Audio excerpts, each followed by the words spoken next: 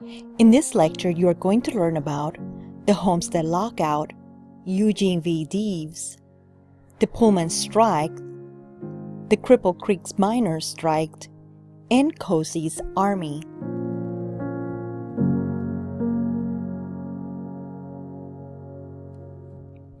In 1892, steelworkers in Pennsylvania square off against Andrew Carnegie in a decisive struggle over the right to organize the Homestead steel mills.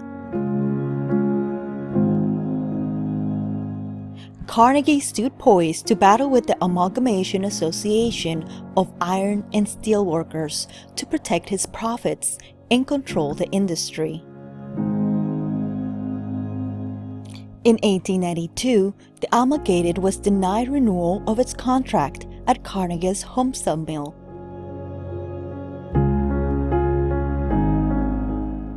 Eager to avoid a direct confrontation, Carnegie sailed to Scotland and left Henry Clay Frick, a tough anti-labor man, in charge of the Homestead plant.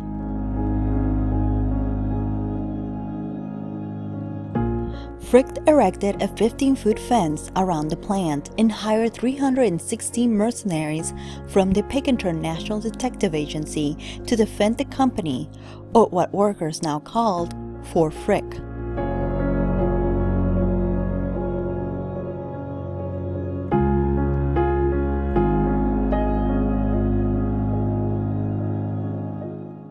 On June 28, Frick locked the workers out of the mills.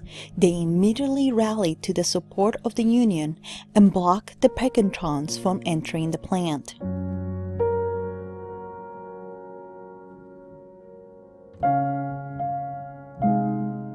The strikers then attacked the Pickeringtons, and with more than a dozen Pickeringtons and some 30 strikers killed or wounded in the scuffle, the Pickeringtons retreated to their barges on the Monongahela River. The workers and their families continued to harass the Pickeringtons on the barges, and when they finally surrendered and came ashore, they were met with verbal and physical violence.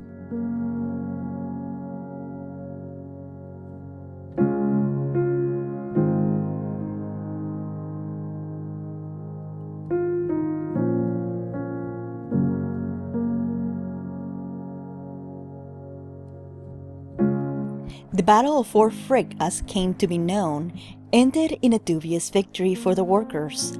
At first, public opinion favored the workers, but the workers' actions struck at the heart of the capitalist system.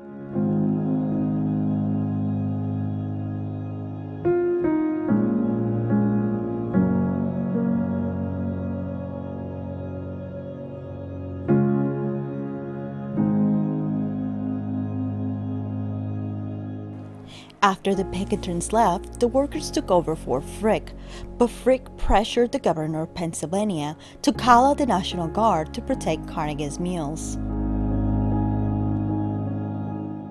With the National Guard on his side, Frick was able to take control of the mills.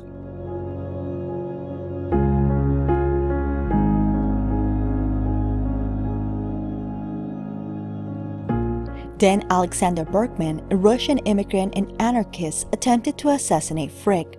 The assassination attempt caused the public opinion to turn against the workers.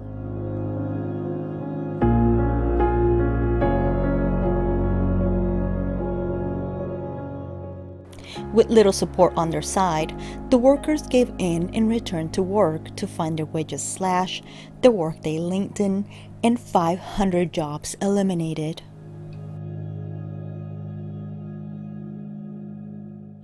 After Homestead, Carnegie's production tripled and profits soared from $4 million in 1892 to $40 million in 1900. It would take another 45 years before steelworkers, unskilled as well as skilled, successfully formed a union.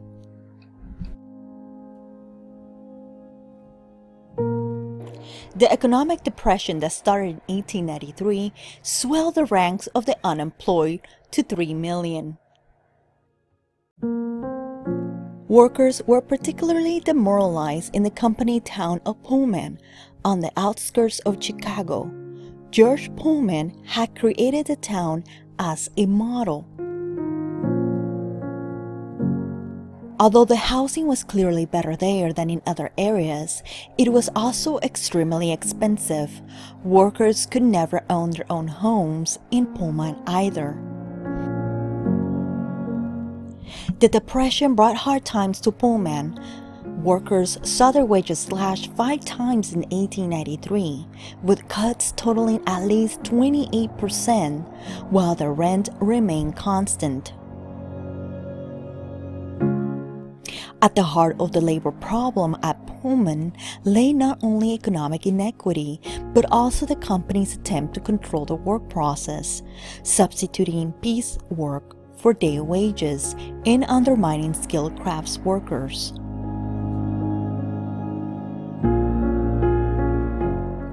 Puma workers rebelled, flocking to the ranks of the American Railway Union, ARU, led by the charismatic Eugene V. Deves.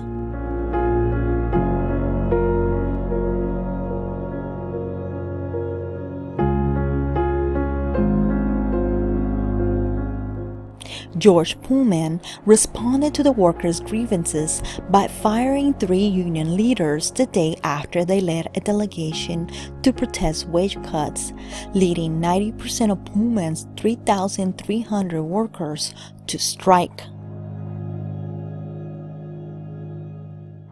The Pullman strikers appealed to the ARU for help, and the conflict quickly escalated.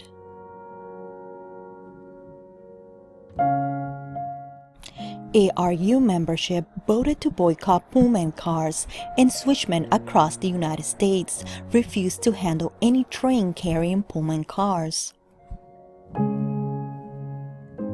prompting the General Managers Association, the GMA, to recruit strikebreakers and fire all the protesting switchmen.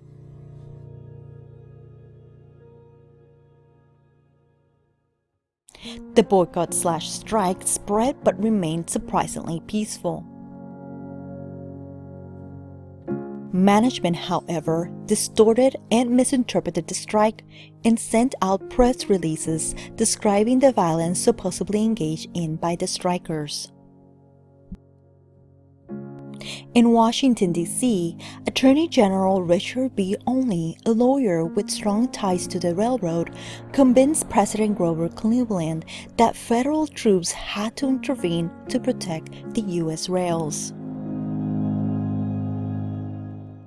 Even though the governor of Illinois saw a peaceful boycott and refused to call out troops.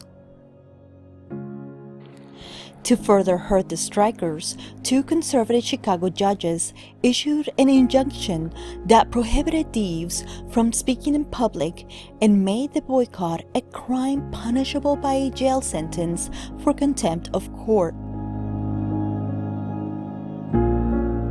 Olney's strategy to call the National Guard and silence strikers worked. Cleveland called out the army, Deves was jailed, and the strike was broken.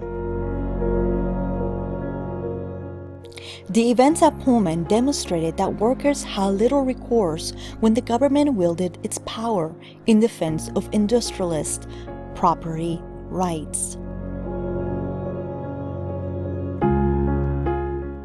In the spring of 1893, less than a year after the Homestead lockout, a panic on Wall Street touched off a bitter depression. In the West, silver mines fell on hard times. When conservative mine owners moved to lengthen the workday from 8 to 10 hours, the newly formed Western Federation of Miners, WFM, threatened to strike in Cripple Creek, Colorado. While some mine owners quickly settled with the union, others refused, provoking a strike in 1894. The striking miners received help from many quarters, including local businesses and grocers. Many local officials, including the governor, sympathized with the strikers. Governor Davis H. Wade, a populist elected in 1892, refused to use the power of the state against the strikers, instead serving as an arbitrator in the dispute. His intervention showed the pivotal power of the state in the nation's labor wars. The mine owners eventually agreed to an 8-hour workday, but the settlement did not end the conflict. Nevertheless, even if it was temporarily, the Cripple Creek strike showed that when the government was on the side of the workers had an opportunity to win. As the depression deepened, the fight was no longer with the employers, but with the government.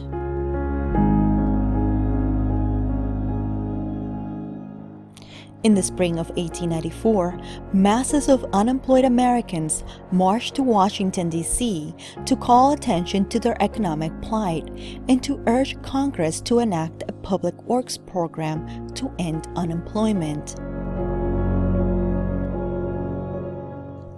Jacob S. Coxey from Massillon, Ohio, led the most publicized contingent. Coxey's army, as it was called, started in Ohio with 100 men, growing as it marched east through the mountains.